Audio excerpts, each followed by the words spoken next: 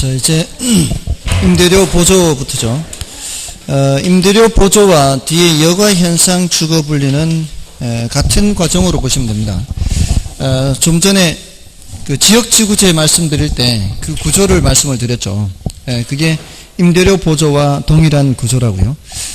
다만 이제 임대료 보조라고 할 때 큰 개념으로 생산자 보조가 있고 소비자 보조도 있는데, 우리가 주로 얘기하는 거는 이제 소비자 보조죠. 생산자 보조도 필요는 하다 그랬죠. 생산자 보조가 필요한 것은 주택이 부족한 경우입니다. 주택이 부족할 때는 소비자 보조가 의미가 없다 그랬죠.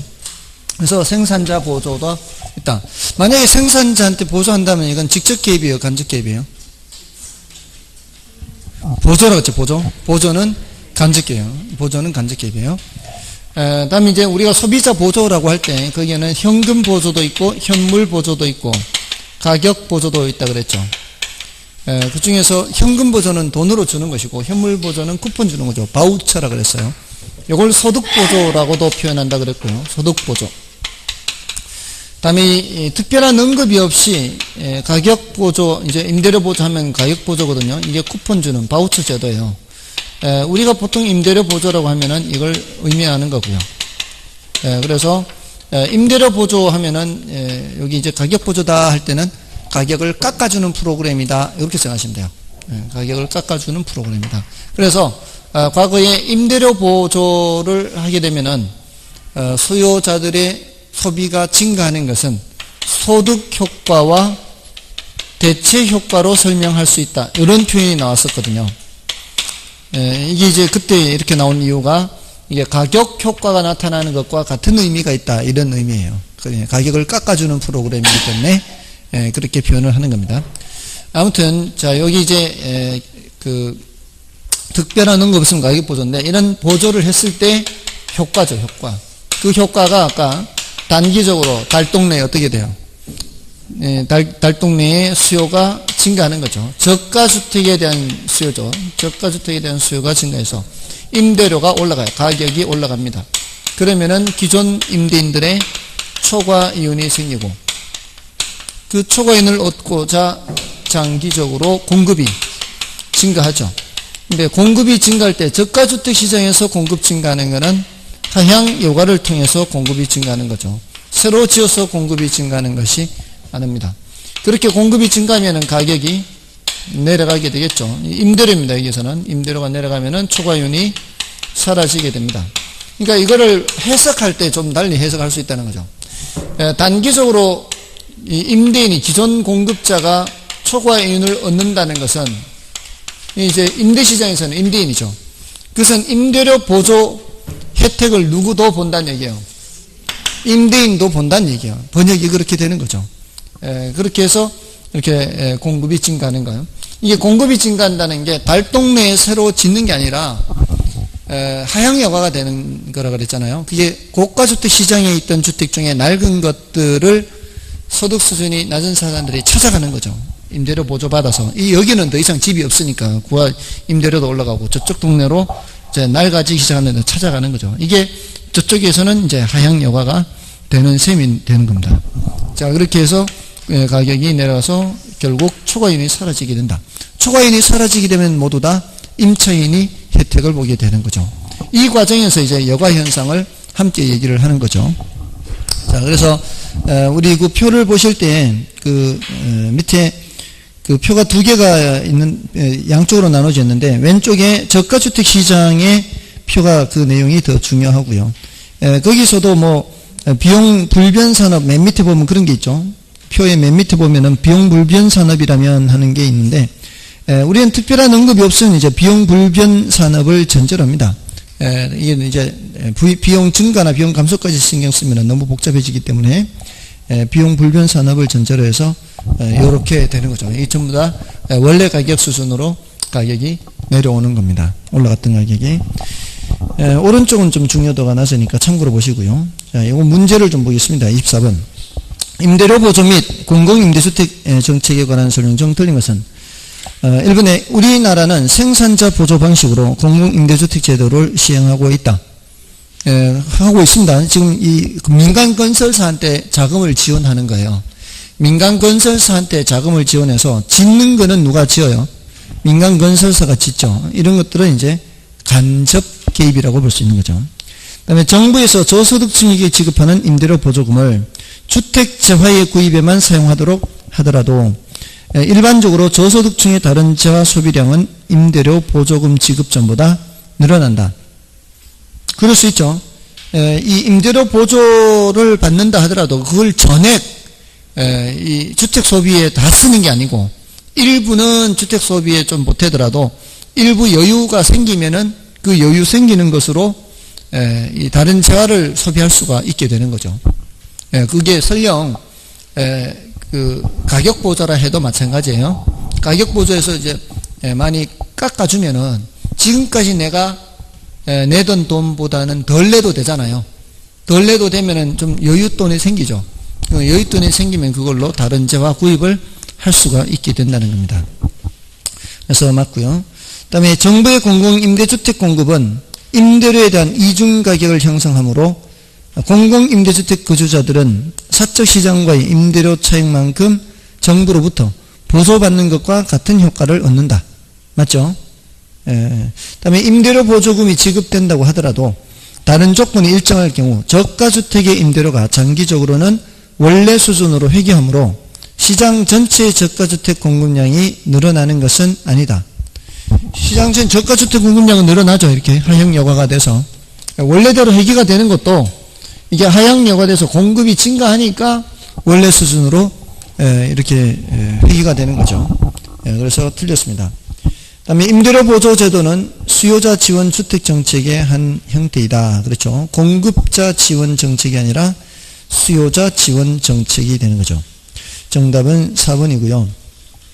다음에 이제 여가 현상과 주거 분리인데 여가 현상에서는 제일 많이 출제된 게고 여가 현상의 개념이에요. 개념.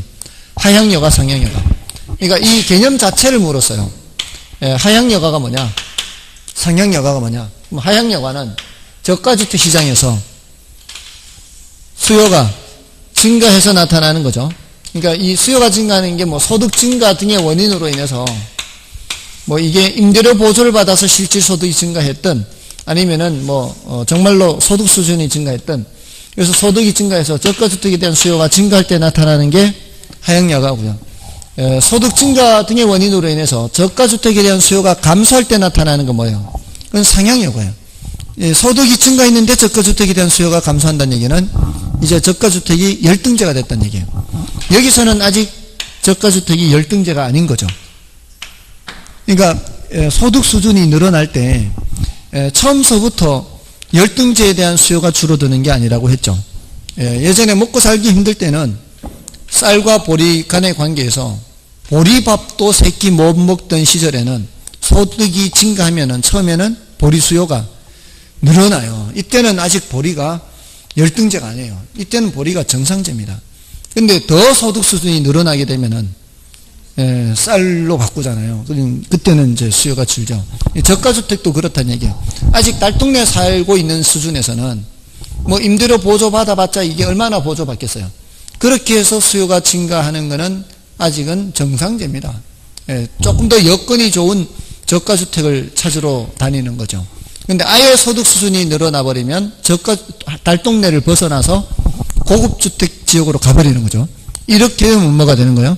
상향 여가가 되는 거죠. 그러니까 충분히 소득이 늘어나게 되면은 그렇게 되는 거죠. 그래서 그 상향 여가 개념 동그라미 2번에 보시면 하위 계층이 사용하던 주택이 수선 또는 재개발되어 상위 계층의 사용으로 전환되는 것인데 소득 증가 등으로 저가주택에 대한 수요가 감소해야 나타나는 거죠. 다음에 밑에 여가 가정에서는 지금 그 왼쪽 페이지에서 살펴본 이거거든요. 단기 장기가. 이게 여가 가정. 이게 저가주택 시장의 단기 장기잖아요.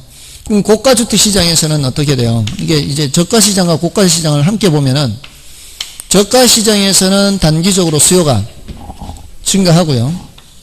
그다음에 장기적으로 공급이 증가해요. 단기적으로 수요가 증가해서 초과이윤이 발생하게 되면은 그러면 장기적으로 공급이 증가해요. 공급이 증가 올라갔던 가격이 내려옵니다. 원래 수준과 같은 것은 비용 일정 산업을 전제로 하는 거죠. 여기서 이렇게 늘어나는 것은 새로 지어서 공급이 증가하는 게 아니라 원래 고가주택 시장에 있던 것 중에서 일부가 나가지는 것들이 하향료가 되는 거죠. 이렇게. 그럼 여기는 가격이 올라가요. 주택이 부족하니까. 여기서는 뭐를 통해서? 신축을 통해서 다시 공급이 증가하는 거죠. 그래서 여기서는 단기 장기를 갔다가 다시 돌아오는 것을 단기 장기로 표현하고 있는 거죠. 그래서 고가주택 시장의 단기 효과는 하향 여가로 고가주택 시장의 공급이 감소해서 가격이 올라가는 거죠. 건설업자는 초과이익을 얻을 수가 있고요. 다시 공급이 증가하면은 다시 원래 수준으로 하락하게 되는 거죠. 다음에 이제 주거 분리 개념에서는 고소득 주거지역과 저소득 주거지역이 분리되는 현상을 말하고요. 주거 분리는 도시 전체적으로도 나타나며 지리적으로 인접한 근린 지역에서도 나타날 수가 있죠. 그리고 저소득 주거지역에서는 수선비가 가치 상승분보다 커요. 그럼 부의 외부 효과가 나타나는 거죠. 이럴 때에는 수선을 하지 않는 게 차라리 낫고요. 다음에 고소득 주거지역에서는 정의 외부 효과가 작용하기 때문에 수선비보다 가치 상승이 더 커요. 그러면 수선을 하는 게 낫겠죠. 그래서 고소득 주거지역은 상당한 기간 동안 고소득 주거지역으로, 저소득 주거지역은 점점 불량주택화가 되는 거죠. 그렇게 되면서 이제 나중 되면은 재개발, 재건축 얘기가 나오는 겁니다. 다음에 그래서 이제 불량주택 문제가 나타나면은 불량주택 문제는 시장 실패가 아니라 소득의 문제이며 시장이 효율적으로 자원을 할당하는 기능을 수행하고 있기 때문이다. 자, 불량주택의 문제는 시장 실패가 아니다 라는 점이죠. 자, 이제 25번을 보시고요. 주택시장과 여가 과정에 대한 설명으로 가장 틀린 것은 1번 주택의 하향 여가는 소득 증가로 인해 저가주택에 대한 수요가 감소되었을 때 나타나는 게 아니고요. 저가주택에 대한 수요가 증가됐을 때 나타나는 거죠. 1번이 바로 틀렸네요. 다음에 개인은 주어진 소득이라는 제약 조건 하에서 최대의 만족을 얻을 수 있는 주택 서비스를 소비한다. 이거는 뭐 당연한 거죠. 어떤 사람이든 다 소득이 제한되어 있지 않나요? 무한정 소득이 있는 건 아니잖아요. 그 제한된 범위 내에서 최대 만족을 얻을 수 있는 주택 서비스를 소비하게 되는 겁니다. 이거는 뭐 누구든지 똑같을 겁니다. 여러분들은 소득이 제한되어 있는 상황에서 예를 들어 의식주라고 하잖아요. 우리가 의식주라고 하면은 의식주 중에 어디에 가장 초점을 두시는 편이에요? 식? 먹는 거? 주는 별로요. 주는 잠만 자면 되는 거. 살아보니까 먹는 게 제일 남는 거예요. 집. 집집마다 달라서. 그러니까 많은 분들이 어디에 초점을 둬도 의식주 중에서 주가 좀 비중이 큰가요? 그 다음에 의가 제일 나중인가요? 의가 제일 나중. 가장 현실적일 수 있죠. 그래도 남는 건 먹는 것밖에 없다고. 저 같은 경우에는 주가 제일 나중이에요. 주가. 왜냐하면 저는 어차피 잠만 자다 나오는 곳이기 때문에 집에 오랫동안 있지 않고요. 거의 밖에서만 주로 생활하니까 남자분들은 대체로 그렇지 않을까 싶어요. 집에 있는 시간이 많지 않잖아요. 여자와 남자의 차이. 여자는 집에 있는 시간이 길고 남자는 집에 있는 시간이 길지가 않으니까 아무래도 상대적으로 주택에서 느끼는 효용이 좀 더 낮을 수가 있겠죠. 그러니까 저 같은 경우에는 잠만 자고 나오면 되는 정도의 수준. 그 다음에 입는 거는 그냥 부끄럽지만 않을 정도로만 입으면 되는 정도. 결국은 남는 거는 먹는 거죠. 먹는 거. 먹는 거를. 근데 그렇다고 해서 제가 그렇게 특별히 맛난 거 찾아 먹지도 않는데 그래 어쩌 사다. 아무튼 그렇습니다. 사람들마다 이게 그 예산에서 자신의 효용이 가장 극대화되도록 이거를 배분할 수밖에 없지 않습니까? 그런 얘기죠. 그 다음에 저가주택에 대한 수요 증가는 저가주택 시장의 기존 균형 임대료 수준에서 추가 수요를 야기시키고 초과 수요가 발생함에 따라 저가주택 임대료도 상승하게 되죠. 이게 저가주택의 단기 효과에 해당하는 겁니다. 그리고 어떤 지역의 토지 이용이 이질적 요소의 침입으로 인해 다른 종류의 토지 이용으로 변화되어 가는 과정을 천이라고 합니다. 그러니까 이질적 요소가 개입되는 것은 뭐고요? 이질적 요소가 개입되는 것을 침입이라 그래요. 이질적 요소가 개입되는 것은 침입. 그 이후 다른 종류의 토지용으로 변화되어 가는 과정은 천이. 천이의 결과로서 다른 용도로 완전히 바뀌면 뭐라 그래요? 계승이라고 하죠. 그러니까 침입, 천이, 계승의 과정을 거치는 거죠. 그래서 이 고가주택 시장이 고급주택 지역이 하나둘 낡아지기 시작해서 이 저소득층이 하나둘 들어오게 되면 그게 뭐가 되는 거예요? 침입이 되는 거고요. 그리고 계속 저가주택 지역으로 바뀌어가는 과정은 뭐고요? 천이고요. 그러다가 완전히 바뀌어버리면은 계승이 되는 거죠. 그렇게 되는 겁니다. 다음에 주택시장에서 불량주택과 같은 저가주택이 생산되는 것은 시장 실패에 기인한 것으로 볼 수 없다. 그렇고요. 정답은 1번이었습니다. 자, 이제 투자론 들어갑니다. 지렛대 효과. 자, 이 지렛대 효과는 타인 자본을 사용했을 때 나타나는 효과죠. 여기서는 저당 수익률이 뭐예요? 이자율이에요. 알아야 돼, 이거. 이제는 의도적으로 이렇게 바꿔 쓴 거예요. 이자율만 쓰니까 저당 수익률 생각하네. 시험에서는 저당 수익률도 나옵니다. 저당 수익률 나왔다, 이자율 나왔다가. 이거 저당 수익률이 나왔을 때 이게 이자율이라고 생각을 해야 돼요. 이 남의 돈을 이용해서 요거보다 높은 수익을 내는 거죠. 그게 내 돈하고 합쳐서.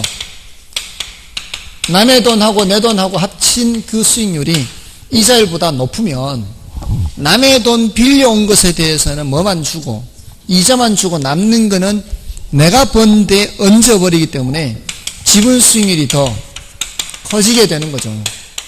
우리가 이게 바로 원하는 정의 지뢰가 이런 거고요. 부의 지뢰는 결과적으로 반대로 되는 거죠. 이렇게. 그리고 예외적으로 무슨 지뢰가 나타날 수 있어요? 중립적 지뢰가 나타날 수 있죠. 영의 지뢰. 영의 지뢰 나타날 수 있어요. 자, 이게 지렛대 효과, 정의 지뢰, 부의 지뢰 이렇게 나타나요. 이렇게 되면 정의 지뢰죠. 이렇게 되면은 부의 지뢰죠. 자, 여기서 부의 지뢰의 크기는 타인 자본을 얼마나 많이 사용하느냐에 따라 달라져요. 그렇지 않아요? 달라지죠. 다른 사람 돈을 많이 사용할수록 부의 지뢰 효과는 커지죠. 정의 지뢰도 다른 사람의 돈을 많이 사용할수록 커질 수 있죠. 그러니까 결국은 다른 사람 돈을 많이 사용할수록 진폭은 커지는 거죠. 자, 그러면 부의 지뢰가 나타나는 경우 타인 자본 사용 비율을 줄여서 정의 지뢰로 바꿀 수 있나요? 그럴 수는 없어요. 부의 지뢰 효과의 크기를 줄일 수는 있죠. 이것도 마찬가지.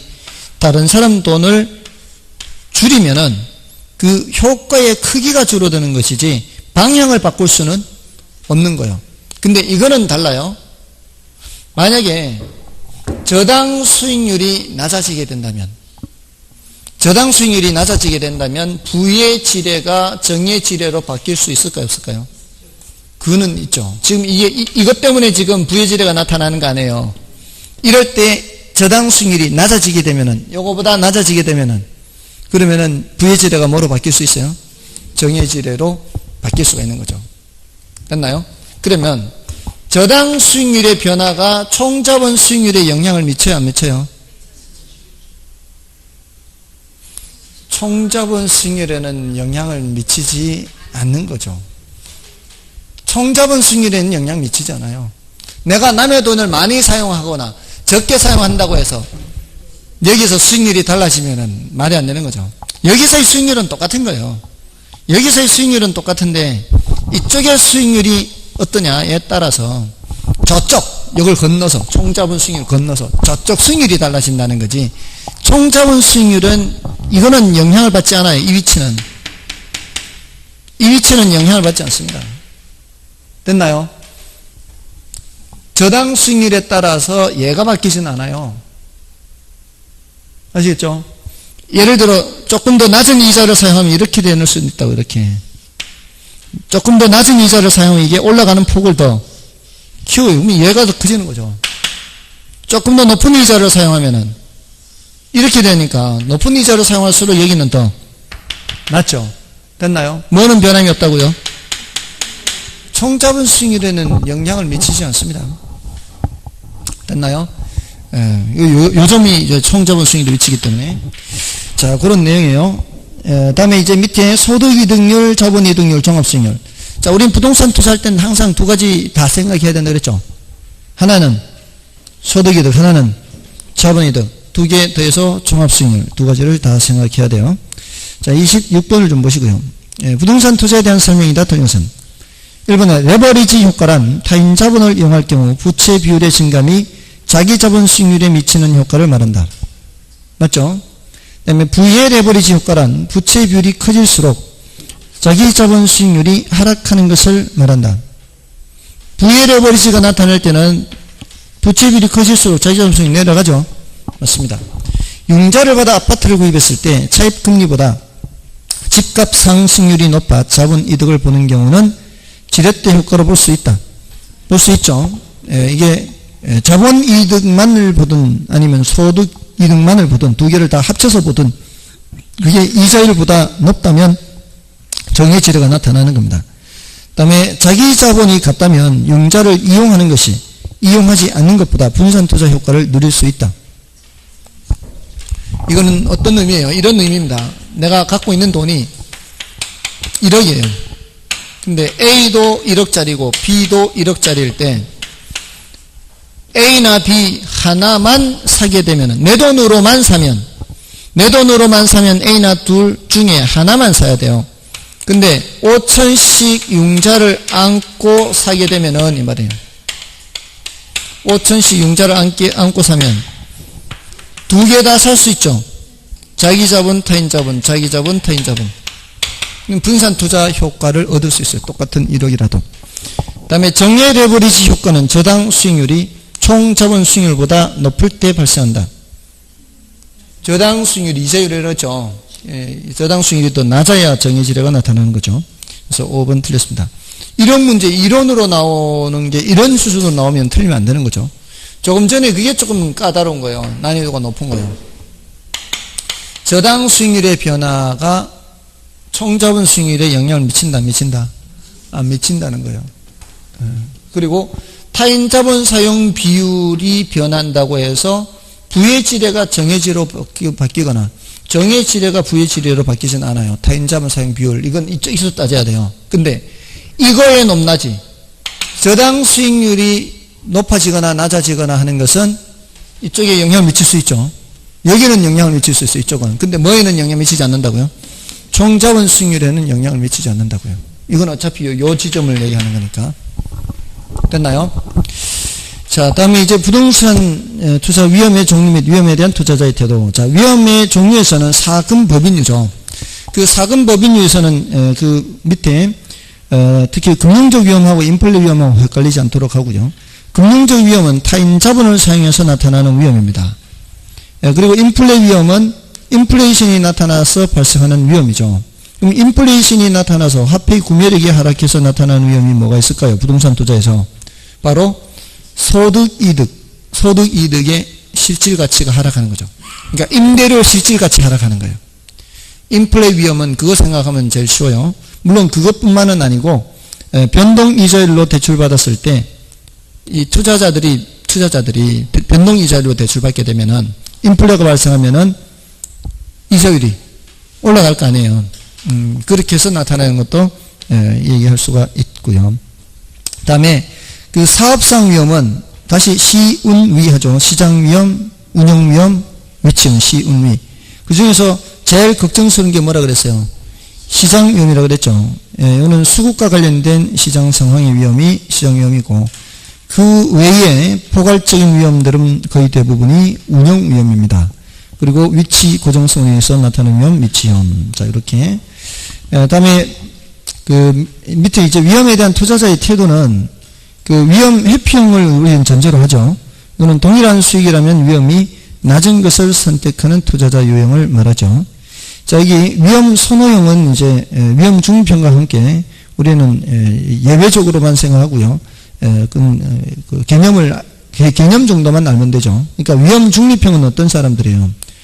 위험 중립형은 위험의 크기와는 관계없이 기대 수익률만 동일하다면 서로 동일한 투자안이라고 판단하는 유형을 위험 중립형이라 그래요. 그러니까 이 사람들은 위험을 안 보는 거죠.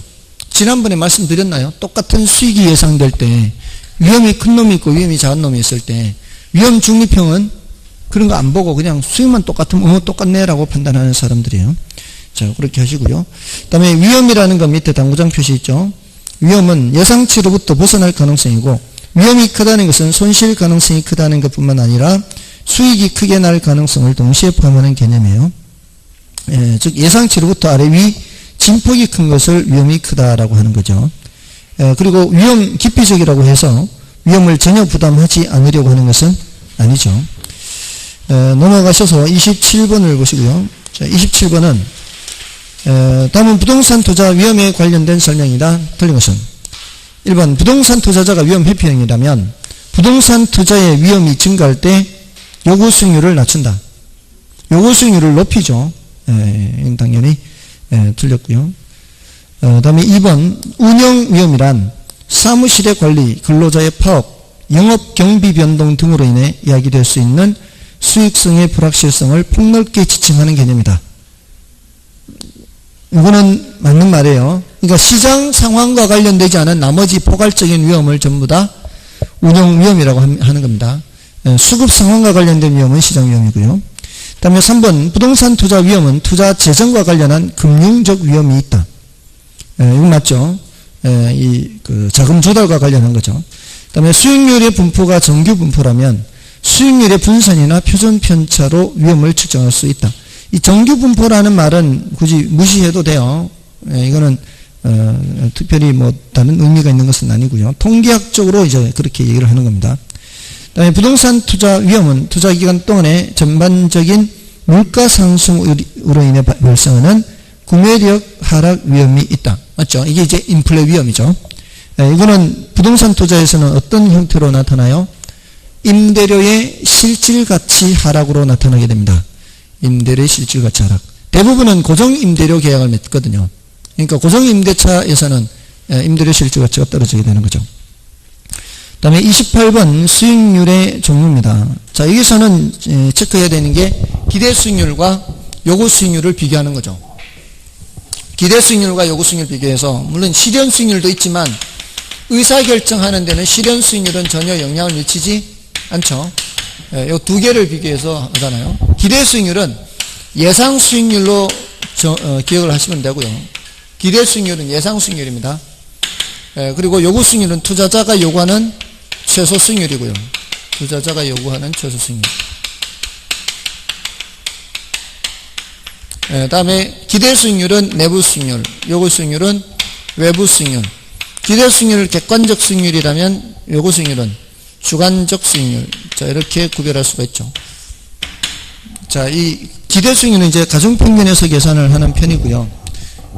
이 요구 수익률은 이제 자본의 기회비용이다. 이렇게도 표현을 하죠. 조금 어려운 표현이 요구 수익률의 차선의 투자안에 대한 기대 수익률 이런 말이 있어요. 디귿에 찾으셨나요? 요구 수익률 그 차선의 투자안에 대한 기대 수익률은 조금 어려운 표현이고 그 위에 있는 것보다 중요도는 낮습니다. 그 위에 있는 다른 표현들을 좀 기억하시고요. 그 다음에 특히 요구 수익률에서는 요구 수익률은 그 밑에 두 번째 표 있죠. 무위험률 더하기 위험 할증률 더하기 예상 인플레이율 해서 그 항목들을 또 체크를 해야 됩니다. 무위험률은 시간에 대한 대가, 위험 할증률은 위험에 대한 대가죠. 위험 할증률을 위험 프리미엄이라고도 한다고 그랬죠. 위험 프리미엄. 위험 프리미엄이라고도 해요. 그러니까 영어로 프리미엄 했을 때 이게 더 붙이는 거잖아요. 그러니까 혹시 이게 참 그렇게 출제하면 안 되는데 아니 위험 할증률이란 우리말이 있는데 왜 위험 프리미엄이라고 하느냐 이거죠. 또 효율적 전선이라는 우리 번역된 표현이 있는데 효율적 프론티어로 출제를 하고요. 그런 식으로 출제를 했을 때 모르면은 이거 답을 영어를 모르면 답을 할 수가 없으니까 예전에 우리 절양 유량 할 때도 절양이란 단어가 있는데 스톡으로 출제했어요. 스톡. 영어 단어 스톡도 아니고요. 그냥 한글 스톡으로. 한글 스톡하면 이거 영어 단어 모르는 거예요. 그 이의신청 들어갔어야 되는데 깜빡하고 이의신청을 못했어요. 그런 건 다 이의신청해야 돼. 그렇게 출제하지 못하게 하기 위해서라도 앞으로. 아무튼 그래서 예전보다 지금 문제가 많이 좀 이렇게 수준이 낮은 문제가 많이 줄었어요. 예전에 비해서. 그 이제 이의신청을 다 감안을 하기 때문에 조심스럽게 출제를 하는 거죠. 자, 아무튼 위험에 대한 대가 위험할증률, 시간에 대한 대가 무위험률, 그리고 시간에 대한 대가는 그 국공채 수익률, 뭐 정기예금 금리 이런 거 생각하면 되는데요. 시장 상황에 따라 가변적입니다.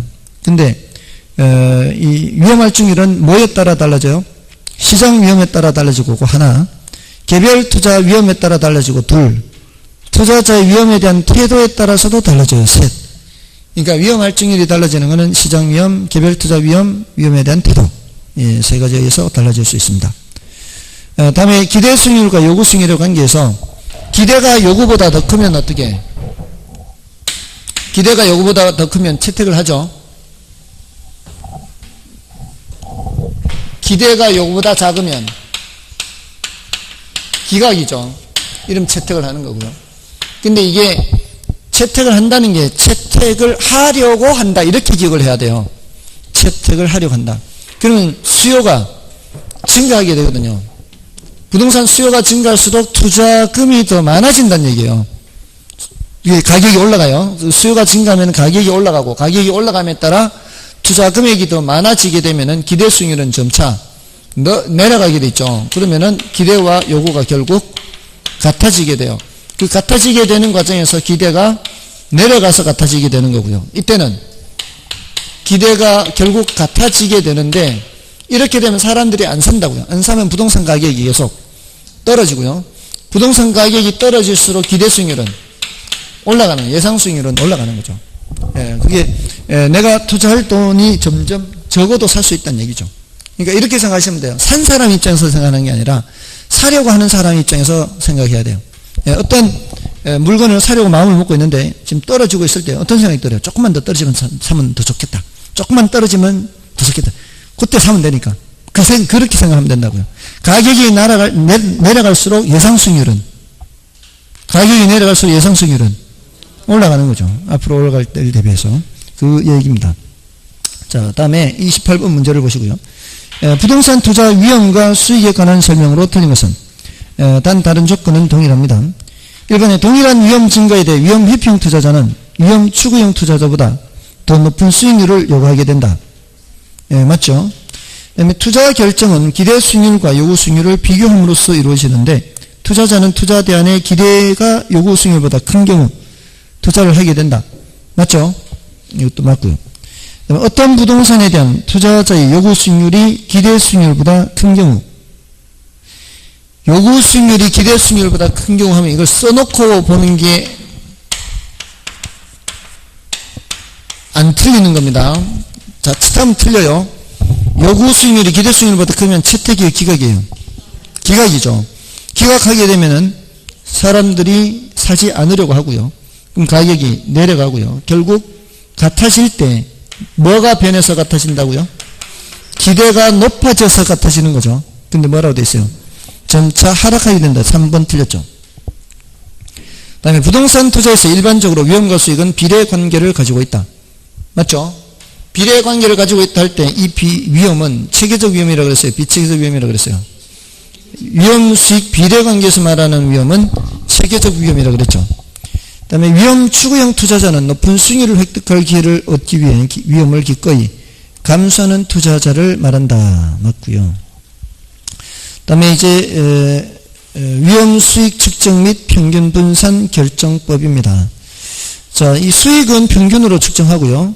위험은 분산이나 표준 편차로 측정을 하죠. 그래서 평균 분산 결정법에서는 어떻게 하겠다는 얘기예요. 그 위험이 같으면 수익이 높은 놈, 수익이 같으면 위험이 낮은 놈을 선택하려는 게 평균 분산 결정법이죠. 거기에서 그 평균 분산 오류가 발생할 수가 있죠. 이게 서로 다른 두 투자안 중에서 위험이 큰 쪽이 수익도 클 때는 이게 평균 분산 오류가 발생하는 거죠. 여기서는 이제 변이계수 또는 포트폴리오 등으로 해결할 수가 있는데 변이계수란 표준 편차를 평균으로 나눈 값으로 기대 수익률 단위당 위험률을 나타내며 상대적 위험도를 나타내는 지표죠. 그러니까 이것도 결국 위험을 나타내는 지표입니다. 이 변이계수가 클수록 위험이 크고 작을수록 위험이 작다. 위험이 작다는 게 수익률이 안정적이다. 이렇게 되는 거죠. 자, 그 밑에 29번은 이제 기대 수익률 계산하는 문제인데요. 사실 이런 문제는 뭐 아주 간단한 거죠. 이런 문제가 나오면 바로 풀고 넘어가는 게 상책입니다. 이런 것들은 굳이 남겨놓을 필요 없죠. 20%, 60%, 20% 확률을 뭐로 바꾸는 게 요령이에요? 확률을 숫자로 바꾸는 게 요령이죠. 0.2, 0.6, 0.2로 바꾸는 거죠. 그래서 0.2, 0.6, 0.2 바꾸고 여기가 6%, 8%, 13%인가요? 그러면 6이 12, 1.2, 682, 48, 4.8. 이거는 2.6 더하면은 16 1 올라가니까 8.6 이렇게 되죠. 뭐 간단한 거죠. 다음에 30번을 보시고요. 30번은 자 이제 위험관리 기법이죠. 위험관리 기법은 이제 위험한 것을 가능한 한 이제 부담하지 않는 게 좋잖아요. 그러니까 여러 가지 관리 기법 중에서 처음서부터 위험을 부담하지 않는 방법이 있고요. 그게 이제 처음서부터 위험한 걸 안 하면 되겠죠. 그리고 위험이 발생하더라도 상대방한테 전가하는 방법이 있죠. 자, 요 두 가지 방법은 내가 위험을 부담하지 않는 방법이에요. 그러니까 내가 위험을 부담하지 않는 방법은 하나는 처음서부터 위험한 투자를 제외할 수가 있고요. 또 하나는 위험을 전가시키면 내가 위험을 부담하지 않는 거죠. 그리고 두 가지 방법은 이제 대칭적으로 하나는 기대 수익률을 하향 조정하는 방법이 있고 요구 수익률을 상향 조정하는 방법이 있죠. 기대 수익률을 하향 조정하는 방법은 보수적 예측이라고 하죠. 수익은 가능한 한 낮게 잡고 비용은 가능한 한 높게 잡는 방법이고요. 요구 수익률을 상향 조정하는 방법은 위험 조정 할인율을 사용하는 방법이라고 얘기하죠. 미래 가치를 현재 가치로 할인할 때 사용하는 할인율, 요거를 위험으로 조정했다. 그러니까 위험할수록 할인을 많이 하겠다. 이게 바로 이 위험 조정 할인율을 사용하는 방법이죠. 그래서 여기 이제 대칭적인 방법이고요. 개념적으로는 이게 우수하다 그래요. 위험 조정 할인율을 사용하는 방법. 다음에 분산 투자 포트폴리오가 있고 또 민감도 분석 있죠. 민감도 분석 또는 감흥도 분석이라고도 하죠. 요거는 투자의 결과치에 영향을 미치는 여러 요인들 중 어느 하나만 변동시켰을 때 결과치가 어떻게 되는지 볼 수도 있고요. 여러 변수가 동시에 변할 때 결과치가 어떻게 변하는지 볼 수도 있죠. 여기 이제 감흥도 분석이고요. 포트폴리오는 분산 투자죠. 분산 투자를 통해서 위험을 줄이는 방법입니다. 자, 이런 여러 가지 위험 관리 기법이 있다는 거죠. 30번 문제를 보시고요. 부동산 투자에 있어서 위험 관리 방안으로 틀린 것은 1번에 요구 수익률을 결정하는 데 있어 감수해야 하는 위험의 정도에 따라 위험 할증률을 더한다. 이거는 요구 수익률을 상향 조정하는 방법 맞죠? 그 다음에 사업 위험 감소를 위해 투자자는 경제환경 변화에 민감한 업종인 단일 임차인보다는 다양한 업종의 임차인으로 구성한다. 맞죠? 자, 이거는 분산 투자를 말하는 거죠. 일종의 분산 투자예요. 그 다음에 3번은 위험 요소가 변화함에 따라 투자 결과치가 어떤 영향을 받는가를 분석한다. 이거는 민감도 분석에 해당하는 거고요. 그 다음에 위험 관리 방법으로 요구 수익률을 하향 조정하고 민감도 분석, 평균 분석 등을 실시한다. 이거 틀려서 요구 수익률을 상향 조정해야 되죠. 4번 틀렸고요. 그 다음에 물가 상승률만큼 임대료가 인상되도록 임대 계약을 한다.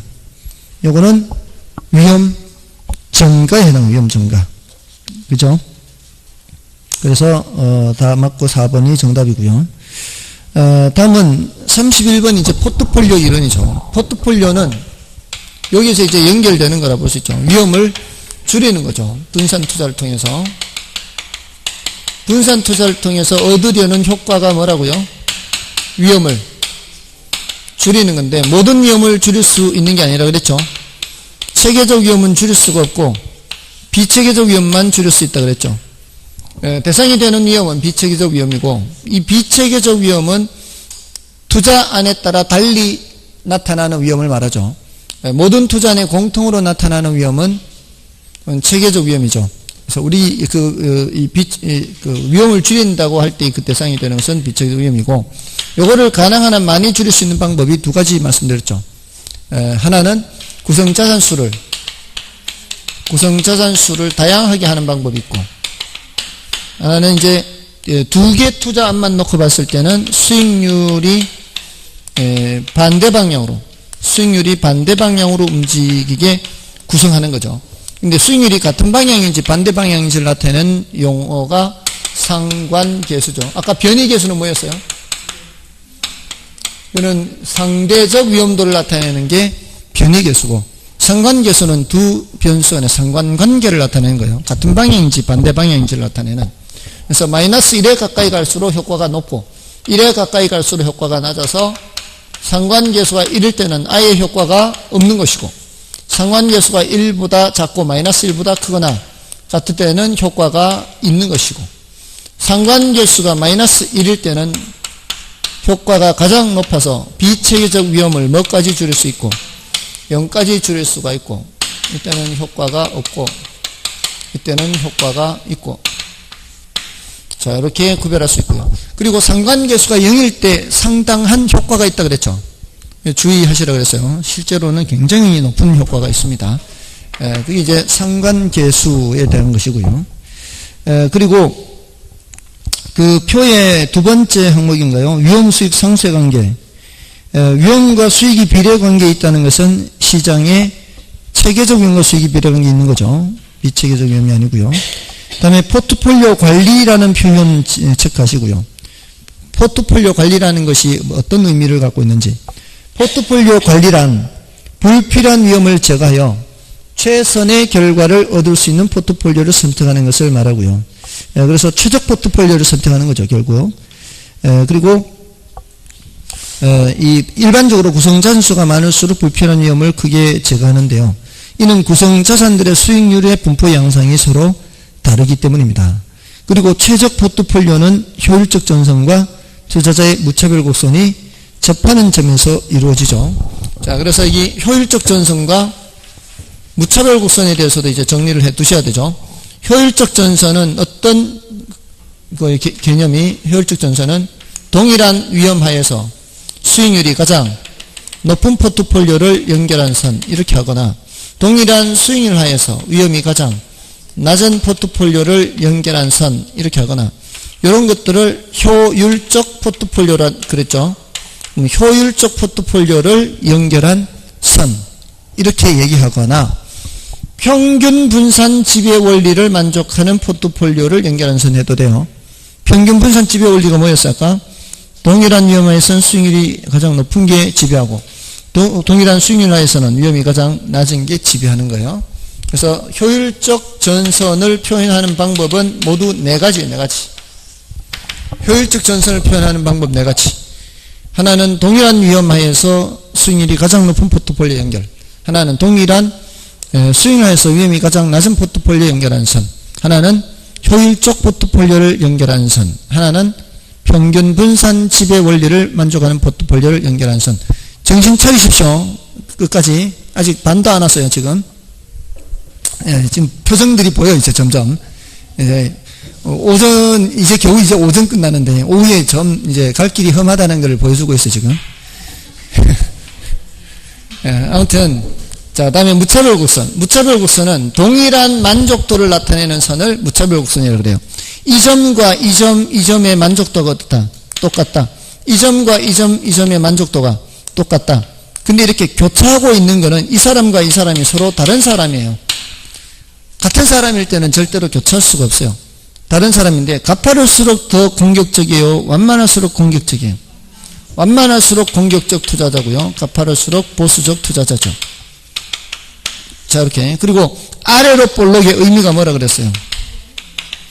아래로 볼록이라는 것은 위험 회평이라는 뜻이에요. 위험 회평. 위험을 싫어하기 때문에 결국은 이 사람들이 어떻게 돼요? 이 가면 갈수록 조금의 위험 증가에 대해서 엄청나게 높은 수익을 요구하게 되는 거죠. 위험 회평만 아래로 볼록이에요. 둘 다 위험 회평이라는 뜻입니다. 공격적이든 보수적이든 그렇게 구별을 하시면 되고요. 그 다음에 나머지는 됐죠. 여러분들이 확인하시고요. 자, 넘어가셔서 문제를 좀 보겠습니다. 부동산 포트폴리오 이론에 관한 설명이다. 틀린 것은 투자자가 위험을 회피할수록 위험과 기대 수익률의 관계를 나타낸 투자자의 무차별 손의 기울기는 완만해진다. 위험을 회피할수록 가빨라지죠. 1번 틀렸고요. 그 다음에 포트폴리오 구성 자산들의 수익률 분포가 완전한 음의 상관관계에 있을 경우 자산 구성 비율을 조정하면 비체계적 위험을 0까지 줄일 수 있죠. 그 다음에 포트폴리오 관리란 투자 대안이 가지고 있는 위험과 수익을 분석하여 불필요한 위험을 제거하고 최선의 결과를 얻을 수 있는 포트폴리오를 선택하는 것이다. 맞나요? 그 다음에 효율적 전선이 우상향하는 경우 이렇게 우상향이죠. 이렇게 우상향하는 경우 주어진 위험에서 투자자는 이 이상의 수익률을 얻을 수 없기 때문에 더 높은 수익률을 얻기 위해서는 더 많은 위험을 감수해야 한다. 그렇죠? 주어진 위험에서 이거보다는 더 높은 수익 없잖아요. 그럼 더 높은 수익을 요구하기 위해서는 뭘 더 부담해야 돼요? 위험을 더 부담을 해야만 더 높은 수익을 얻을 수 있다. 이 말이에요. 다음에 투자자 자신의 무차별 곡선과 효율적 프론티어의 접점에서 최적 포트폴리오가 선택된다. 맞죠? 이 접점이 보다 가파를수록 왼쪽 아래에 접하고요. 완만할수록 이쪽에서 접하게 되는 거죠. 됐나요? 자, 그 32번까지 하고 좀 쉬겠습니다.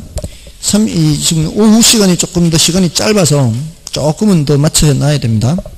그 화폐 시간 가치에서는 이게 이제 일시불 연금 그다음에 감치미수 저당상수 한 번이냐 여러 번이냐, 그럼 여러 번 중에서 목돈을 계산하려고 하는 거냐 푼돈을 계산하려고 하는 거냐 해서 일시불 내가계수 일시불 현가계수 연금 내가계수 연금 현가계수 그다음에 감채기금계수 저당상수죠. 그러니까 한 번이면은 이쪽으로 가야 되는 거야. 한 번. 그래서 어떤 금액을 제시할 때 미래 금액을 제시하거나 현재 금액을 제시하면은 자, 이거는 이제 둘 중에 하나예요. 둘 중에 하나. 현재 금액을 물으면은 어디로 가야 되는 거예요? 한 번으로 가야 돼요. 이것도 미래 금액을 물으면은 어디로 가야 돼요? 한 번으로 가야 돼요. 맞잖아요. 한 번. 그러니까 일시불로 가야 돼. 이런 경우는. 근데 미래 금액을 이렇게 줬는데 물을 수 있는 경우는 얘를 묻지 않고 또 뭘 물을 수 있어요? 쪼갠 금액을 물을 수 있잖아요. 이러면 여러 번이죠. 일시불로 가면 안 되죠. 일시불로 가면 안 되고 여기서는 목돈을 묻는 거예요? 푼돈을 묻는 거예요? 푼돈을 묻잖아요. 그럼 맨 밑으로 가야 되는 거죠. 근데 미래돈을 기준으로 쪼개잖아요. 그럼 뭐예요? 감채기금계수가 되는 거죠. 그리고 이것도 현재 돈을 알려줬으면은 이거를 묻거나 쪼갠 걸 묻는단 말이에요. 이거는 현재 돈을 쪼개니까 저당상수가 되는 거죠. 자, 그러니까 질문하는 걸 보면은 벌써 뭐 중에 하나인 걸 알 수가 있어요. 이렇게 제시가 됐다면은 벌써 뭐 중에 묻는 거예요. 연금 중에서 묻는 연금. 이렇게 하면 목돈을 묻겠다는 뜻이거든요. 근데 미래 목돈을 물으면은 이걸 다 이렇게 합산되는 거니까 연금의 내가계수가 필요하고 현재 목돈을 물으면 연금의 현가계수가 필요한 거죠. 자, 이렇게 그 질문하는 구조를 보면 바로 이렇게 나올 수 있다는 말이에요. 그러니까 이걸 자꾸 연습을 해야 돼요. 그리고 그 잔금 비율 공식 있죠. 오른쪽에. 잔금 비율 공식은 원리금 균등 상환에서의 잔금 비율 공식이죠. 원금 균등 상환에서는 굳이 잔금 비율 공식이 필요 없습니다. 그 공식이 그 맨 끝에 뭐라고 되어 있어요? 공식 끝에 전체 기간을 말하는 전기간, 전체 기간의 연금 현가계수분의 남은 기간의 연금 현가계수 해서 잔금 비율을 계산할 수가 있습니다. 다음에 32번 문제를 보시고요. 다음에 내용 중 틀린 것은 1번 매월 말 50만원씩 5년간 들어올 것으로 예상되는. 자, 매월 말 50만원씩 했잖아요. 매월 말 50만원씩이면 50, 50, 50이 벌써 이게 그려져야 되죠. 이건 뭘 묻겠다는 뜻이에요. 목돈을 묻겠다는 뜻이잖아요. 그 예상되는 임대 수입의 현재 가치를 계산한대요. 언제 목돈이에요? 현재 목돈이에요. 그럼 뭐예요? 연금의 현가계수가 필요해요. 현재 목돈을 계산해야 되니까. 맞아요? 근데 저당상수의 역수를 활용할 수 있다 이렇게 돼 있잖아요. 역수관계가 이렇게 역수관계 있잖아요. 연금의 현가계수를 이용을 해야 되는데 그는 저당상수의 역수를 이용한다 이렇게 하고 똑같다 이 말이죠. 이렇게 역수관계. 그 다음에 5년 후 주택구에 필요한 자금 3억 원을 했어요. 그럼 3억을 어디다 써놔야 돼요? 3억 원을 5년 후에 써놔야죠. 이렇게. 그죠? 여기다 3억을 써놔요. 5년 후에다가. 그럼 질문하는 거는 일시불을 질문하거나 쪼개는 걸 질문할 텐데 매월 말 불입해야 하는 적금액 계산이라고 그랬잖아요. 그럼 푼돈 계산하는 거 아니에요? 매월 말 불입하는 금액이니까. 뭐 미래돈을 가지고 쪼개는 거니까 뭐예요? 감채기금 계수 맞죠? 그 다음에 3번 연금의 내과계수는 매년 1원씩 받게 되는 연금. 매년 1원을 써야 돼요. 말아요. 이거 매년 1원씩 이렇게. 매년 1원씩 받게 되는 매년 1원을 쓰란 말이에요. 이렇게. 매년 1원을 쓰면 벌써 뭘 묻겠다는 뜻이에요. 목돈을 물을 거 아니에요. 연금을 이자율 R로 계속해서 적립했을 때 N년 후에 달성하게 되는 금액. 연금의 내과계산이에요. N년 후에 달성하는 거. 맞나요? 다음에 현금의 현재 가치 계수는 미상환 대출 잔액을 계산하는 데 사용한다.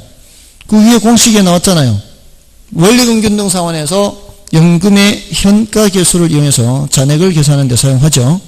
그래서 맞고요. 그 다음에 연금의 미래가치 계수는 연금의 현재 가치 계수의 역수이다. 이게 틀렸죠. 연금끼리는 역수관계가 아니죠. 결국은 정답 지문은 쉽게 나왔지만 결국은 이런 것들은 이 정도로 충분히 풀 수가 있는 것들이죠. 자, 됐고요. 다음에 33번부터는 좀 이제 점심을 드시고 하도록 하겠습니다.